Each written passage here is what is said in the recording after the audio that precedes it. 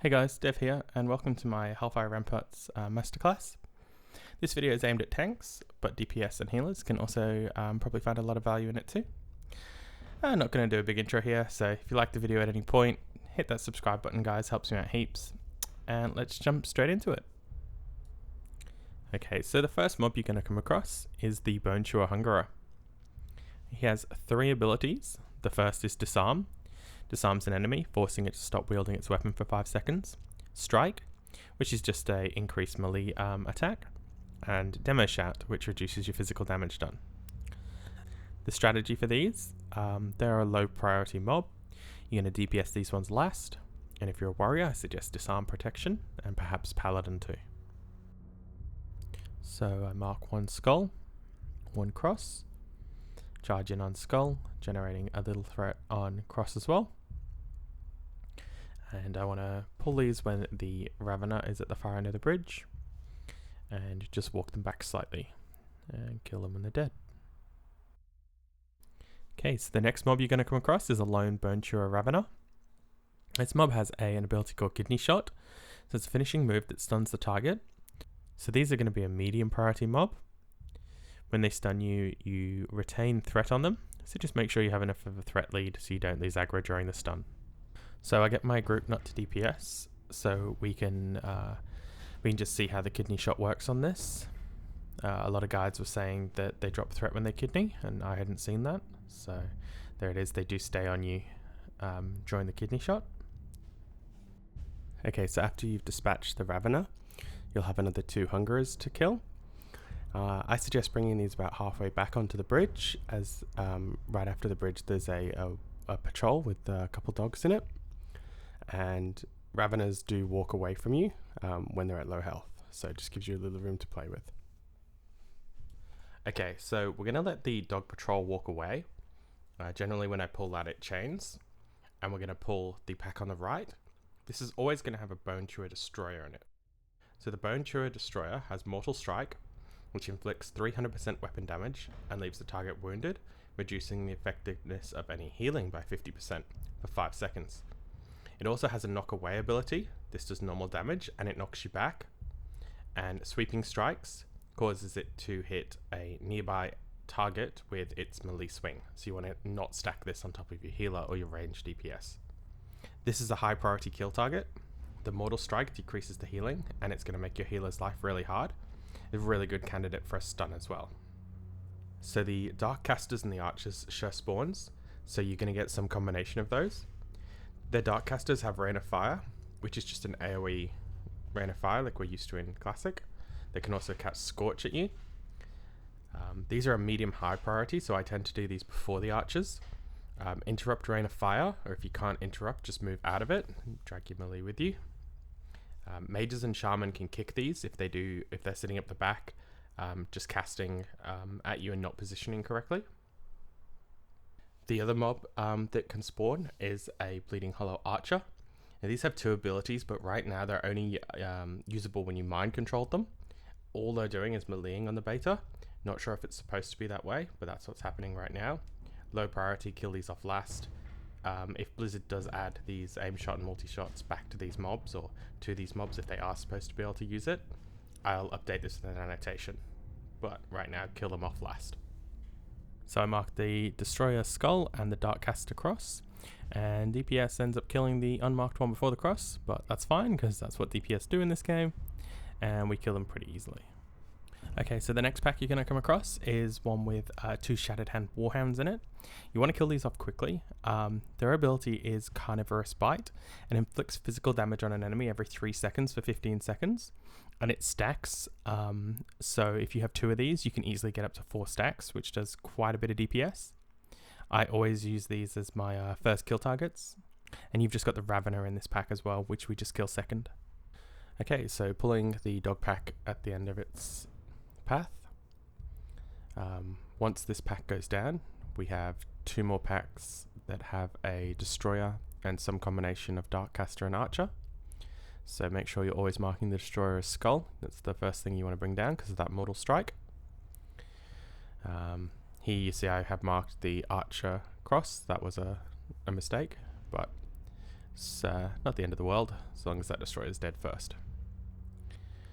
So this is where like a mage counter spell would be really nice on that cross to bring it into you, because you don't want to head too far down the corridor because of the next pack, which has two dogs in it. So the dogs get marked Skull and X here, and you want to get them dead as quick as possible because you'll see the bleed that starts to stack on me. Once they're dead, the Raveners in whichever order. And after that we have a new pack with new mobs, so let's take a look at these really quickly. We're going to have some Bleeding Hollow Scryers doing some Fel magic on the Ripper, who's the solo orc in the middle. So these guys have a few abilities, the first of which is Fear, which just fears an enemy, causing you to flee for 2 seconds. They're also going to throw Shadow Bolts, so great targets for stuns or interrupts. And their third and most key ability is called Fel Fusion. And they're going to use Fel Fusion on the Ripper in the middle of the circle, and that's going to increase his damage and his size by 25%. Now, because there's only one of him and 4 of these Bleeding Hollow Scryers, the best way to handle these is to nuke down the Ripper as fast as possible. So we've put the Bleeding Hollow Scryers as lower priority. Okay, so the Bonechewer Ripper is the guy in the middle. He will cast Enrage when he enters combat, which just increases his damage, dealt, and speed by 5 seconds. These are the high priority mobs here, and these are the ones that the Scryers are going to cast on. So there's only one of these, and you just want to nuke him down as fast as possible. If you don't burn him down quickly and you're working your way through the Scryers, they will add more and more buffs to him until you're left with just him, and he can be quite lethal, especially if he re-enrages. So when we charge in, I mark the Ripper as Skull. It can be quite tricky to hold on to everything here, especially if your group is cleaving and AoEing. But we get that Skull down relatively quickly, and the pack is extremely simple. Okay, so in this next pull, we're going to see a new mob type again. This is the Bonechewer Beastmaster. So we'll quickly go over what he can do. So the Bonechewer Beastmaster has 3 abilities. The first of which is Battle Shout, which just increases the attack power of nearby friendly targets. That's his friends, not your friends. He can Uppercut, which is 50% weapon damage with a knockback. And then his third and most important ability is Warg Whistle. He blows this a little bit into combat, and when he does so, he'll summon 3 and 4 Shattered Hand Warhounds. You have 2 ways of dealing with this. So if your group is under-geared, you're playing on like boosted characters, I would suggest just nuking him down as fast as possible. The other option you can do is actually kill the destroyers in the pack and leave him and let him summon those Warhounds if your group is Nax geared, or even you just know what you're doing, because you're going to get an extra 3 to 4 mobs worth of XP per run doing that. And if you are hitting the dungeon lockout every hour, it's something you can do to get some more XP. Okay, so as soon as you've killed those extra Warhounds, or just the pack if you've done it the easy way, you're going to be straight into the next pull, which is a Ravener and 2 dogs. So we've already gone over how to kill these off. Okay, so that covers all the different mobs that we're going to see in the dungeon. So now it's just a case of going from pack to pack and clearing these out. So remember the priority system, marking dogs and the destroyers as your first kill targets and working down from there. Group will kind of get the feeling of how you mark as well if you're very consistent with your markings. As a DPS player, it is so nice to have a tank that marks, because you know if he's marked a skull, generally you can go pretty hard on that without risk of pulling. One of my least favorite things is DPSing in a group with an inexperienced tank and the tank just refusing to or not marking, because you just always end up pulling threat, and that makes you do less damage and you don't have such an enjoyable time.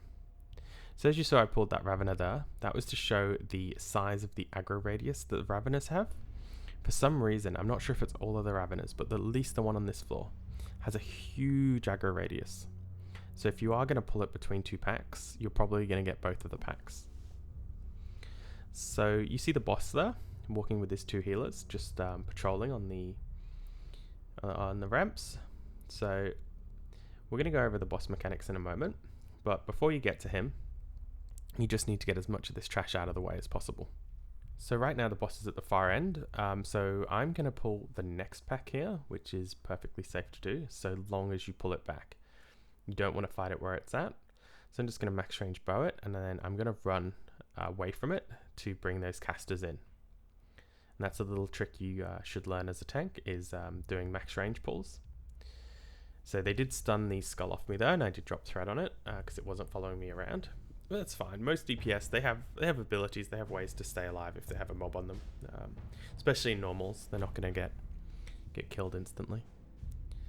Alright, so let's go over the boss really quickly. Watchkeeper Gagamar. He's got 4 abilities. So he can mortal wound you, which is 150% weapon damage, and reduce your healing taken by 5% for 20 seconds, and this stacks up to 10 times, so for a total of 50%. He can overpower, which only happens after you dodge, and you can't mitigate this. It can't be blocked, dodged, or parried, so he's just going to do slightly more damage than a normal enemy would do with that. So he has retaliation, which instantly counteracts any enemy that strikes him in melee for 15 seconds. And melee attacks made from behind cannot be counterattacked, and he uses this at 30% health, so your melee just need to hit him from behind, otherwise they're going to take damage too. And his final ability is Surge, so he's going to charge at an enemy, inflicting damage and knocking back them and any allies that are standing close. So he also has 2 ads standing next to him, and these ads, their job is to heal him. So they can either cast the direct heal, which heals him for 20% of his health. They can cast Renew on him, which can be purged, and they're also going to throw out Shadow Word Pains onto enemy targets that can be dispelled. So as this is the first boss you come across in BC, it is very simple. So you want to mark one ad with a skull and the other with a cross. Just burn down skull. So when the boss does charge, when he does his surge, he doesn't drop threat. So you don't need to chase after him. He will just return to you. Just continue damaging the ads. So just have the healer dispel Shadow Word Pain off friendly targets and purge the Renew on the boss if you have access to an offensive dispel. Once the ads are dead, DPS the boss before your mortal wound stacks get too high. And just take into consideration at 30% as well, he is going to pop retaliation, and that's going to make you take a little bit more damage as well. Okay, so shooting the ad to pull the boss back. Just generating a little bit of threat on every target as it comes back. I've got the ads marked Skull and X. So you nuke the ads down as quick as possible, and then it's just burning the boss. So the boss charges away, but he turns around and comes back, and you do see him pop retaliation there. Now this group is extremely geared in comparison to what fresh characters are going to be doing. So obviously it's going to take a considerable amount longer if you're not AQ and next geared. Once you're done with the boss, your job is going to be to clean up all the rest of the ads on the floor. So again, just marking them up. I start on the outside here with the 2 destroyers. And there's one more decent sized pack with a good amount of variety in it before you head upstairs, which is where the final bosses are located. So we're just clearing everything up here. I use blue sometimes to mark a 3rd target.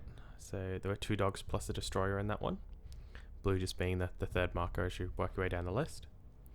So 2 hungerers here, just picking those up and DPSing them down as quick as possible. Once these 2 are dead, you're going to head inside and head up the staircase here. And around this corner, you'll find a pack similar to what we did earlier with the Scryers and the Ripper, which if you remember, we're DPSing the Ripper down first. The difference is this one has an extra Scryer in it. So holding threat on 5 targets as a warrior is definitely interesting, and probably more so interesting for a druid. But so long as you nuke down that Ripper early on, it's obviously not too much of a threat.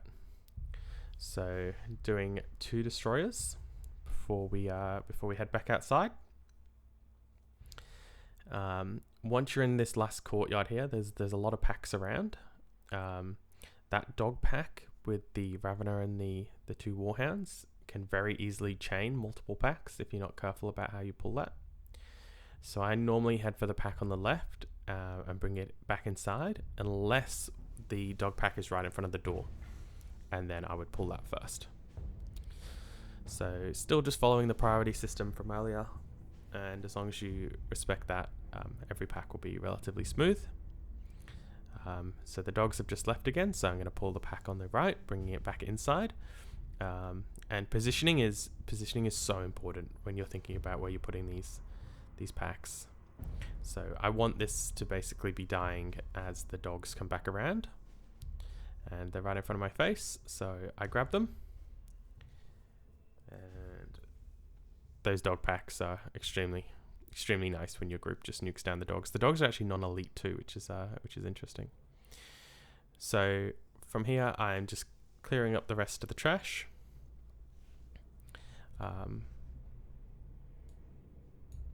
There's not too much to say, really. Like, you've learned everything you need to know to be successful in these packs. Do just watch your proximity to the 2 roaming packs that walk the corridors to the final bosses. And you actually have a choice here. You can go to either the final boss or the second last boss. I always finish with the dragon. It's kind of just a more epic final boss in my opinion. So just doing 2 more Hungerers here. And then we've got 1 more pull before the second last boss, which we will go over in a good amount of detail. So if you're enjoying the guide so far, guys, do feel free to subscribe. I'm still trying to hit that 1,000 subs, and put quite a bit of effort into this one. So this is just 2 Dark Casters, and as soon as they drop, I'll go over the next boss. Omor the Unscarred. So here's a few abilities. The first ability is Demonic Shield. This is a shield wall type ability, reducing damage taken by 75% for 10 seconds. He can also summon a Fiendish Hound. These come in with 2k health, and they cast Life Drain on a nearby target, and that actually heals the boss. So it's super important. You stun these, you kick them, and you kill them off quickly. He will throw Shadow Bolts at random party members, and he will debuff somebody with an ability called Treacherous Aura. The Treacherous Aura, it's going to do 145 shadow damage every 1 second, and that happens to the target and their nearby friends. The last ability he can do is a combination of 2 different abilities called Orbital Strike and Shadow Whip. And what this does, it tosses a enemy target up into the air and then slams them back down to the ground. So the strategy for Omor is to have the range, DPS and healer spreading around the doorway. This will mitigate the effects of Treacherous Aura because they won't be AoEing onto each other. In normal, it is able to be decursed, so I highly suggest doing that. As a tank, you want to maximize your threat per second early, because you will have to switch off and pick up those Felhounds. You can interrupt and you can stun the Life Drain. These are your number 1 priority. Something you can tell the group is make sure you're switching to them. If you don't, they do a relatively high amount of damage, and they're going to be healing the boss. Okay, so running into the boss, you want to maximize your threat per second here. So this is where you want to pump hard and pump early. In a moment, you'll see the rogue get launched by the Shadow Whip ability. So the Orbital Strike Shadow Whip. So the rogue's back now. And the boss has his Demonic Shield up, and he summons an ad, which we just nuke down. And this group just has so much DPS. It's not overly difficult. So from this point forward, we're heading to the last boss. So you want to head back to the little top of the ramps here and head down the other path.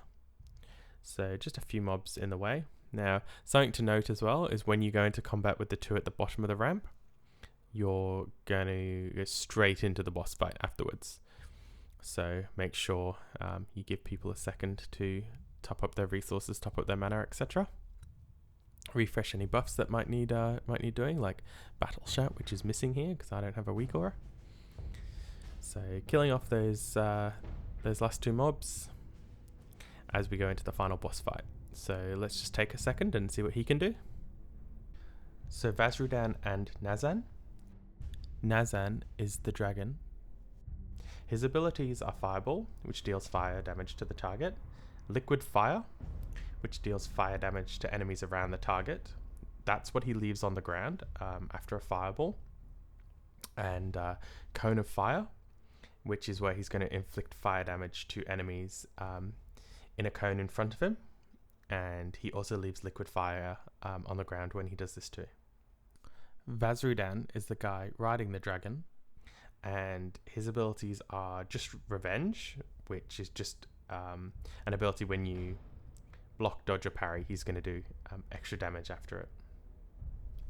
Okay, so the strategy for this encounter, firstly you want to pick up Vazruden when he dismounts, and you get your group to quickly burst him down before the dragon lands. Once the dragon lands, it's important that you pick up threat, so position yourself either where he's going to land or between yourself and your healer, as the healer will be generating healing threat from phase 1. Position Nazan facing the outside of the room, or you can face him side on to the group. The reasoning for this is you want to make sure that he can't hit the group with Cone of Fire. Every time he puts liquid fire down on the ground, you'll see it burning next to you or on top of you. Just make sure you quickly strafe out of it, or you can strafe run backwards to move out of it. Use a paladin or a shaman's fire resistance totem or aura if you have one in your group, and that will make the damage much easier to heal. Okay, so as we engage, I pick up Nazan and just DPSing him down a little bit there, and then the dragon lands shortly after, so I'm in position ready to pick him up. Positioning him 90 degrees from the group, and you see him throwing out the fireballs at people who need to move out of them. And that's pretty much the entire fight. So thanks for watching, guys. I hope you really enjoyed my first Masterclass guide. I hope you learned a lot, and hopefully you'll feel comfortable to go into these new dungeons now and be a really proficient tank. So if you have a sec, please hit that subscribe button. Give me a thumbs up if you made it this far. Thanks for watching to the end, and I'll see you in the next one.